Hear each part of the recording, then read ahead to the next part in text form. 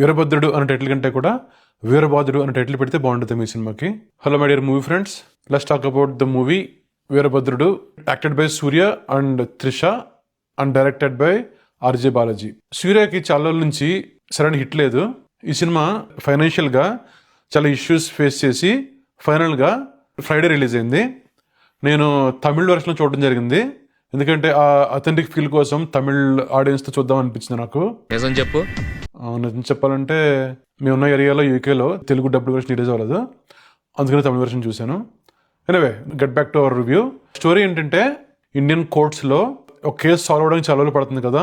Cases అలాగా prolong అవడం వలన వచ్చిన ఇష్యూస్ ఏంటి, దాన్ని ప్రభుత్వాలు ఏం చేయలేకపోయి కనీసం దేవుడైనా ఏమైనా చేయగలడా అనేది స్టోరీ పేపర్ మీద చూస్తే బాగున్నా ఆ స్క్రీన్ ప్లే సరిగ్గా లేకపోతే అది బెడిసి కొడుతుంది.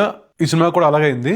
ఎందుకంటే జనరల్గా మనం దేవుడిని సినిమాల్లో తీసుకొస్తే కొద్దిగా సినిమా బాగుండా హిట్ అయిపోతుంది. అదే ఫార్ములా అనుకుంటే ఆర్జే బాలాజీ అంతకు ముందు కూడా వాడాడు. ఆయన ఫస్ట్ సినిమా కూడా అమ్మన్ ఏదో ఉంటుంది, అందులో నయనతార యాక్ట్ చేశారు, ఒక దేవతలు యాక్ట్ చేశారు. ఆ సినిమా బాగానే ఉంటుంది అసలు చెప్పాలంటే. ఇక్కడ కూడా దేవుడిని వాడతారు అనమాట. కానీ ఈ సినిమాలో అది అంత బాగా సెట్ అవ్వదని నాకు అనిపించింది. ఎక్కడ తేడా కొట్టిందంటే, సినిమా స్టార్ట్ అయిన 30 minutes వరకు హీరో రాడు, అంటే మన సూర్య. ఆర్జే బాలాజీ ఈ సినిమాకి director, at the same time he is also acted as a villain.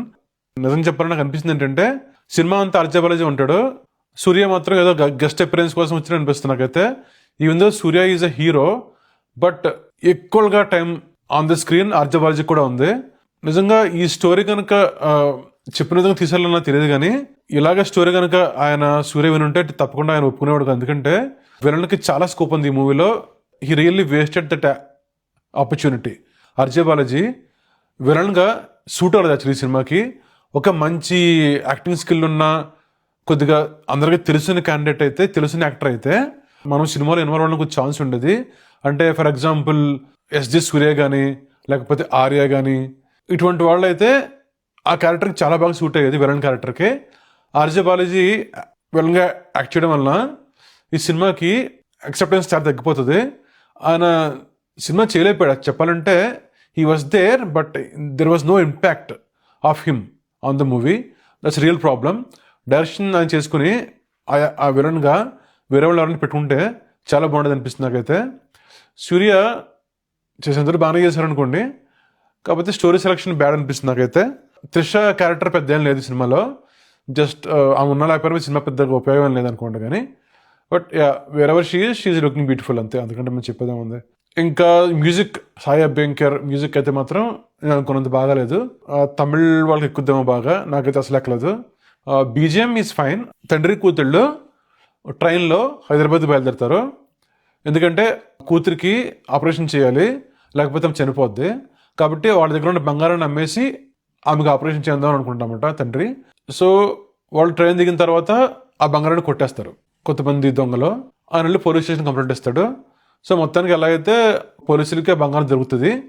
ఆ బంగారం దొరికిన తర్వాత దాన్ని కలెక్ట్ చేసుకోవాలంటే కోర్టు నుంచి మాత్రమే మీరు కలెక్ట్ చేసుకోగలరు అని చెప్తారు. సో వాళ్ళు కోర్టుకు వెళ్తారు. కోర్టుకు వెళ్ళిన తర్వాత వాళ్ళు ఇంకా తెలియదు మీకు, జడ్జ్ అండ్ లాయర్ కుమ్మక్ అయిపోయి 4-5 months వరకు తిప్పుతూ ఉంటారు అనమాట వాళ్ళని. This process took lot of time అనమాట. అంటే they want us to feel the pain, they want us to understand the court proceedings. But దానివల్ల ఏమైందంటే హీరో ఇంటికి లేట్ అయిపోయింది. సూర్య ఎప్పుడు వస్తారో, హీరో ఎప్పుడు వస్తారని మనం ఎదురు చూస్తూ ఉంటాము. కానీ ఈ ప్రొసీడింగ్స్ అనేది చూసి మనకు చిరాకు వచ్చేస్తుంది. ఈ వాయిదాల మీద వాయిదాలు పడతా ఉంటే ఇంకా ఆ తండ్రికి చిరాకు వస్తుంది అనమాట. పాపం ఆ పిల్ల ఏమో ఇంకా చనిపోయే స్టేజ్లో ఉంటుంది. ఇంకా ఏం చేయలేక అక్కడ ఉన్న దేవుడిని మొక్కుంటాడు అనమాట. మొక్కున్నప్పుడు ఆ దేవుడు ఇలాగా సూర్య అనమాట.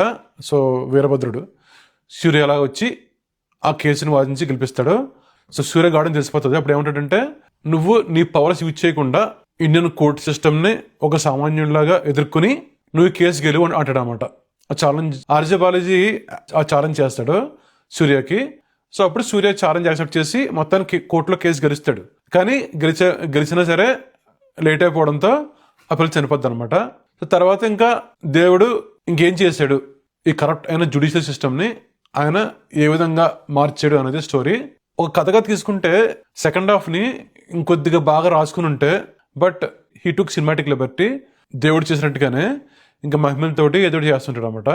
అది అంత కరెక్ట్ అనిపిస్తుంది నాకైతే. ఆ సెకండ్ హాఫ్ అని కొద్దిగా బాగా రాసుకుంటే బాగుండేది. అంటే ఇంకెక్కువ చెప్తే స్టోరీ రివీల్ అయిపోతుంది, స్పాయిలర్ అయిపోతుంది, కాబట్టి చెప్పట్లేదు.